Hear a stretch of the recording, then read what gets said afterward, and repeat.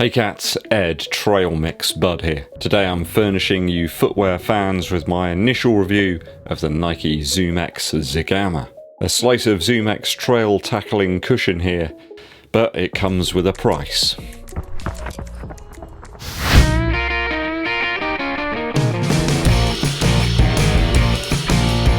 Thanks for tuning in, people, it's always appreciated. If you've yet to do so, help the channel out by hitting that subscribe button and clicking the bell below for notifications so you're notified. Also give this video a thumbs up, like, and share it with your running buddies. Hit us with a super thanks as well if you want to support the channel on an ad hoc basis and keep those shoes rolling in. I'm going to try this week to do 7 shoe reviews, so one every single day. We'll see how we get on. I'm not making any promises. Today alone has been a testing day. So we have the NIKE ZOOMX ZEGAMA here. I got out for a very early morning run. This hefty beast clocks in at 341 grams in my UK size 11. So it's dead on 12 ounces if you're talking the US size 12. So it's like an ounce for every size. Now I know it's not, but I'm just being silly. So that makes it almost the same weight as the Boston 10 in my size. Marginally lighter than the Zoomfly 5, and marginally lighter as well than the Invincible run. I'll tell you this for nothing, guys, before I start this review, I'm not entirely sure I'd want to go out and run loads and loads of miles on road or trail in this shoe. I'm quite astounded actually that this shoe comes in lighter than the Invincible run. How is that possible? In terms of outsole surface area, this one comes in round about the same as an Alphafly original. You got about 12.2 centimeters in the widest part of the forefoot, and about 9.7 centimeters in the widest part of the heel. Bet you didn't think that this shoe was going to be like that, did you? In terms of stack height in the heel,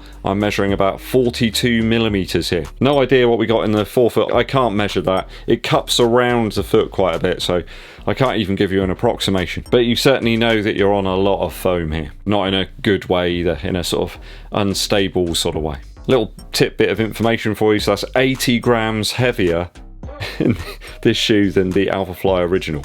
Okay, 80 grams. This one is a shoe I've picked up with my own cash, no freebies here. No one's vetting my views on this shoe before my valued viewers get to see it. We will start with the upper first. So a more focused fit here in the ZEGAMA compared to something like the Terra Kyger 8 does remind me an awful lot on foot of the Pegasus Trail 3 that I tried out last year. It's a little bit too close to that shoe, in fact. There's a reasonable amount of width here in the toe box, but I'm actually liking that the toe box height isn't too generous. It does feel like you're locked into the shoe a little bit more in the forefoot. Like I say, the actual construction of the shoe is very close to the Pegasus Trail 3, so if that worked for you, then this one could be a great acquisition. I'm liking the materials actually. The padding around the tongue there is pretty much in the right place, as long as you're going to lace the shoe up in a standard way. If you're going to tie it using a runner's knot, you're going to come a cropper. The padding just doesn't go up quite far enough to actually protect your foot, or at least the top of your foot, from the lacing that you'd have with a runner's knot. So I don't understand why companies can't get that right now. It's not like they've been making shoes for a couple of years or anything. These companies have been around for a long time, they're very established. Why is it that they can't get something very simple like that spot on? The gate around the heel collar here does really work very well. I was running on some very soft dirt today. Nothing got in there whatsoever, and I do like the padding around the heel. It is very comfortable. Everything about this shoe is very comfortable. There's a little bit too much, perhaps, upper for my liking. I would suggest that if you're going to wear a lower profile sock, then the gaiter here might start to irritate perhaps the skin around your foot, sort of around the top of the ankle. Most people, I guess, if they're going to be trail running, going to have something perhaps a little bit longer. I did today and I didn't have any issues, but it's just something to bear in mind. That tongue padding does help to really enable you to lock the shoe onto the top of your foot. The laces are reasonable in length. I didn't have an awful lot left when I was actually using a runner's knot. I think they've just about got it right there. It's certainly a better upper than the Invincible run. I'm still perplexed by that one. I love the midsole and outsole on the Invincible run, but the upper leaves a lot to be desired. I kind of wish that this upper was on it actually. It does make you wonder where the weight comes from in the Invincible run. There is a pull tab here if you need that sort of thing. I'm not entirely sure that I do. I did get out early this morning to try and beat the heat. It's really warm out there now, certainly for the UK at least. I found it breathable enough and protective enough. I did kick up a few stones, and part of the upper there, right at the front here where we've got some overlays, did protect the toes somewhat. There's quite a considerable heel counter back here to assist with the stability of the upper. Just locks the foot in. So probably about the best bit of the shoe really, guys. No rubbing, no blisters so far. Perfectly serviceable upper. A few things I'd change on it really. I'll give it a 2.7 out of 3 after my initial run. Midsole now, and there's a lot of it. So in terms of midsole, it's not really what everybody was expecting, I suppose. There's a hint of that ZoomX squash here out the box, but with that added stack height, there comes some different problems. That carrier foam that they've used here, I think it's the SR02 stuff, as we've seen the Vomero, and also the Zoomfly 5, really engulfs the ZoomX. It kind of nullifies it a little bit. Does feel as if Nike are almost nerfing the shoes somewhat that have ZoomX, which aren't the Alphafly and the Vaporfly. Feels like a firmer trail version underfoot of the Vomero 16. That's a shoe that I really liked, but not really for running on trails. It's unclear here if the ZoomX covers the core of the midsole, whether it's even fresh ZoomX or those scraps that we've seen in the Zoomfly 5. It doesn't feel like an Alphafly or a Vaporfly if you're picking it up for that type of usage. Well, it doesn't even feel like an invincible run. Don't buy it if that's what you want. Get an invincible run 1 and put some nails into the bottom of it. There you go. Job done. I absolutely preferred the ride in the Vomero against this one. The big problem I had with the midsole in the shoe was these sidewalls here. It's almost like they're digging into my arch on the left side. Almost felt like I was wearing a stability shoe actually at one point. I don't need one, but it was trying to correct what I was doing or how I was trying to land my foot, and it really was quite painful. It actually felt better for me on flat road, on asphalt there. It was by far superior. Same feeling that I had really with the Terrakiga 5, like I was running on a trampoline, and that's something that I don't need when I'm out on the trails. I just want something nice and responsive, something quite flat, something that lets me feel the actual trail underneath my foot. And that's not what this shoe's ever going to do for anyone. It felt okay on gravel. I think that was more down to the actual outsole pattern as opposed to the midsole. The issue I did have on gravel was that I could feel a lot of those stones through the front, the midfoot, the forefoot of the shoe. I'm not sure what this rock plate is supposed to be. I can feel rocks kind of poking through at the front in the midfoot area, so I don't know how successful it is or where it is, what it's made of, but it isn't doing much for me really. Especially when I turn the pace up a little bit, it felt like I was running across a load of Lego. Did find the mid to forefoot overly flexible actually, and that didn't really help in terms of stability. Just felt a bit like a giraffe out there today, even worse perhaps than the Terrakiga 8. I did switch up to a runner's knot about 2 miles in, and that helped things somewhat, but as a shoe that's designed for long distances, you know, like ultra marathons and things, you know, long distance training on the trails, it's just not for me. I can tell you that now. Not really any of that ZoomX magic here. I don't really think that ZoomX magic transfers across to the trails. Running on some softer soil and compacted dirt, it was fine. Even going up hills, I actually felt pretty good in the shoe. Coming down hills, there's some impact protection there from the midsole, but it just feels like absolute utter overkill. So I'm going to give it a 1.8 out of 3 after my initial runs for the midsole. Outsole now. Traction felt serviceable on gravel. As I mentioned earlier, I could feel a few of those sharper, more pronounced stones coming through there. Softer and that more compacted soil, it was actually really good. Felt there was some good grip there. I felt like I was grabbing the floor. No wet areas to test out today. Bone dry out on the trails. Obviously the lugs are going to feel a little bit odd when you're on a drier surface, you've got nothing to dig into. Maybe some of those issues in terms of the rocks are due to that softer carrier foam and the ZoomX itself. The rubber's quite malleable. I do hope it lasts a little bit longer than the stuff that we found on the Pegasus Trail 3.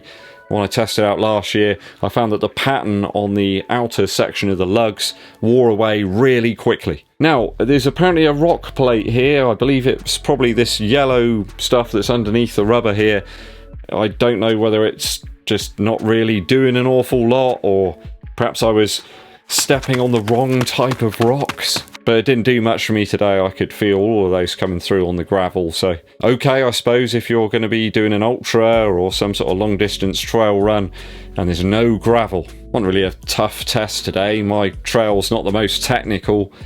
I even switched it up to saying there's a little more technical later on. But you'd assume by now that running brands would be able to come up with something that works a little bit better, especially one of this heritage. No sliding around on today's run though, I've got to be honest. I felt quite assured out there. Many people though have quoted this rubber setup. The formula used here is really slippery on smooth stones. I certainly found that last year. I was using them in the ice in fact, and it was pretty terrible in fact, the traction. I can only go so far though on what I felt, and it's been quite reasonable and serviceable so far. It's kind of like a greatest hits, this shoe, or at least greatest bits of tech that Nike have got. They've thrown them all into one big cauldron, but that isn't a guarantee of producing a really tasty broth. I'll give it a 2.2 out of 3 for the outsole after my initial run. It isn't really very high, but that's what you get from me. I give it to you straight from the hip. Value now. So value wise, the ZOOMX ZEGAMA, is it worth picking up? 145 earth credits is a reasonable wedge. Wodge? Dough. I think the actual midsole setup here is going to be really durable. So, I mean, if you do test it out, perhaps in store, that's what I'd recommend. See if you actually like the underfoot feel, see if it's stable enough for you. I reckon that's going to last a long time. The carrier foam's certainly going to protect that ZOOMX. ZOOMX will go on and on. So I think if it's something that you like, then it's going to last a long time. The durability is going to be there. And I think it could actually be quite a versatile shoe in terms of the different terrain it can take on. I've no reason to believe that the traction is going to be any different in terms of longevity over time, as per some of the other Nike trail shoes using the same formula. And actually we've got quite a bit more exposed midsole here that's going to take a bit of a pounding over time. When I think of Nike trail shoes, I think of sort of buffed out, drier trails, nothing too technical really. Most of those top level athletes that are running on trails are probably using other things, and there's nothing about this shoe that changes my perception of Nike trail so far. Build wise, it's standard Nike stuff. There's some glue marks here and there. Things are a bit shoddily put together, I suppose. Just seems a bit hasty. I've noticed more and more Nike shoes are being produced in Vietnam. This is not one of those. This is a Chinese produced shoe. It is very variable at the moment. There's even some Jordans that appear to be produced in Vietnam right now. The Jordan 3 Desert Elephant, for example. Smells good though, that shoe.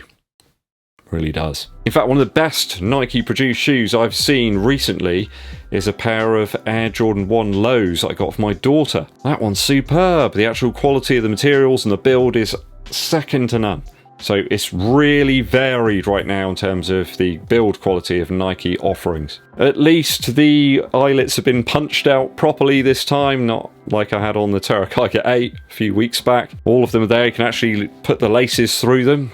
Good job. This very much is an attempt by Nike to produce a shoe that has maximum impact protection, but at what cost in terms of the weight and the more limited use case? No one's going to want to race in this thing. I'm not sure that anyone would really pick these up over the Pegasus Trail 3 or 4 either. The React in that, I find, is actually more cushioned and forgiving than what we've got here. Again, a bit of an attempt to sell ZOOMX in a different form, but it doesn't have that same va-va-voom. Personally, just leave it on the shelf. Go and pick yourself up the Pegasus Trail 3 or 4. Probably get more fun out of it, I think. And you can probably wear that as a casual sort of shoe as well, because it's not got the gator on it. 145 earth credits. I'll give it a 2 out of 3 for value. I'll persist with it and put some more miles into it. So I think that gives us an 8.7 out of 12 after my initial run in the NIKE ZOOMX ZEGAMA.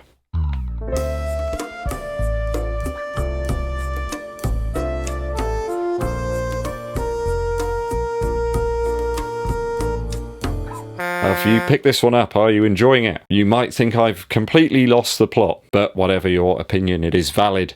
Please let us know down in the comments.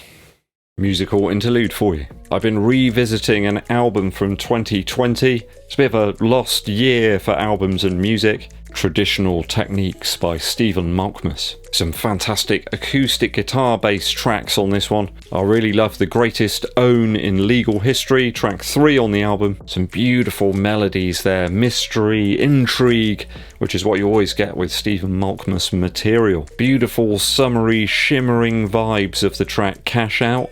Kind of country feel with that one. Again, some fantastic string sounds from the acoustic guitar. Wonderful laid back vocals from Malkmus. It almost sounds as if he's just woken up for a long slumber. The beautiful 12-string guitars on Amber Jack almost sound like they're being played in slow motion. Reminds me of the episodes of Fringe where everything was encased in this sort of amber, and you're sort of seeing all these sort of memories and images in front of you just presented in super slow motion. A lot of these songs actually sound like canvases, like oil paintings or something that Malkmus has made. Horrendously overlooked. I think it was released in March 2020, so you can probably understand why. Go and check it out, guys. Stephen Malkmus, fantastic artist. Probably one of the most prolific and consistent artists, well, since he was in Pavement really, but over the last sort of 20 years. Brilliant albums, wonderful music, always interesting and exciting. This one's called Traditional Techniques. Right, cats and kittens, I'm going to go and throw myself into a vat of ice cubes. It's very, very warm right now. Thanks for tuning in. It is always appreciated. Hit that subscribe button and the bell below for notifications. Give us a super thanks as well to help support the channel. Make sure you hit that like button and also share this video with your running buddies. My name's Eddbud and I'll be seeing you.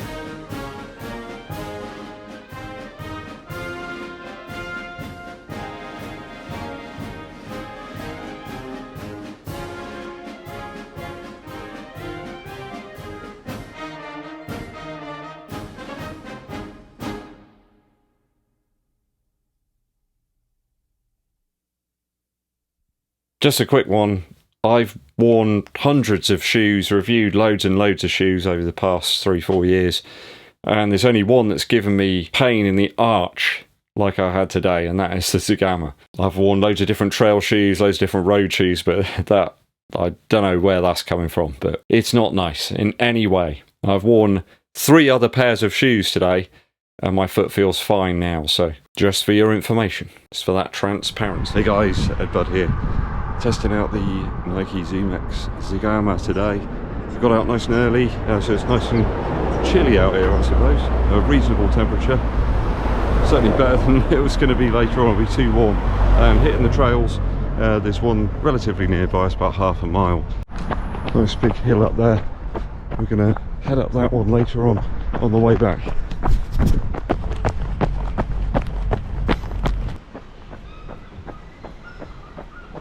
Gotta be honest, initial feel doesn't really feel like I'm running on ZOOMX in any way, and the Peg Trail 3, the Ed React, I think was a little bit more squashy and forgiving, I suppose. Just feels firm. If that's what you want, if you're going to run an ultra marathon or something, then great. But I'm not entirely sure it's what I would want.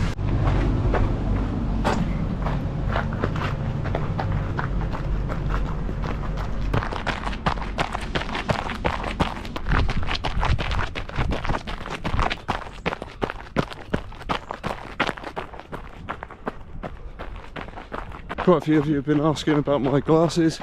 These are from Sun God. They're the Vulcan model, of course. So I'm a big fan of Spock and Leonard Nimoy.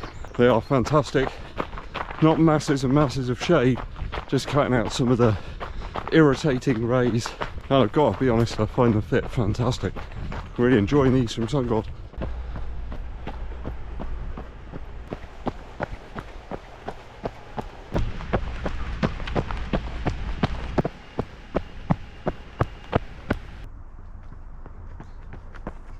Despite the quite considerable sidewalls, I am finding these on uneven surfaces somewhat unstable.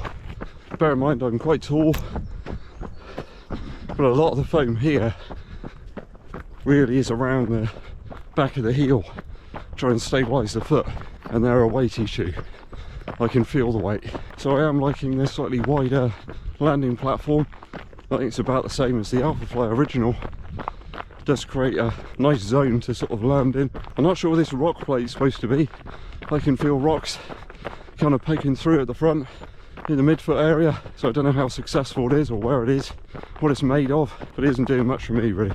Just gone through an area with quite dry dirt paths. I got a real pain in my arch on my left foot, so I'm going to stop in a sec, see if I can retighten the shoe, maybe jig around with the insole a little bit. But yeah, it's really not enjoying this shoe in any way at the moment, my left foot. So I've cinched up the left shoe and used a runner's knot, you know, to within an inch of me life. It didn't feel loose or anything. It feels a little bit better now, but still not 100%. Just making it up some hills here, gravelly bits. Whether that was the problem, it's a bit loose, I don't know, but it feels a little better now. Incidentally, my left foot is the shorter of the two. Just taking a bit of a breather to take in wonderful surroundings. I quite often run up to Overcompton, which is just up on the hill there, around here somewhere, and look out. Slightly different perspective today, but it does look beautiful.